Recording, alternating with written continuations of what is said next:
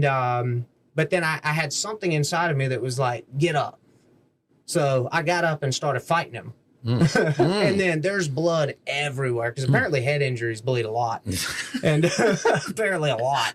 And but then I look outside while we're tussling and I see blue lights in his driveway. So he called the police. So I go walking outside. I've got my hand on my head and he's like, what's going on here? And I was like, nothing. I just need an ambulance. He had a criminal history. I had a criminal history. So neither one of us wanted any problems. And so he's like, whoa. Just tell me what happened. And I was like, am I under arrest? And he said, no. And I was like, well, I don't have to tell you anything. I just need medical assistance. And which wasn't wrong, but there's a more respectful way to say that. Right. And so he ends up calling paramedics. They come out and, I was trying to not go to the hospital. And they're like, dude, we can see your skull. You need to make sure it's not fractured. Right. And I was like, oh, well, that's a good point.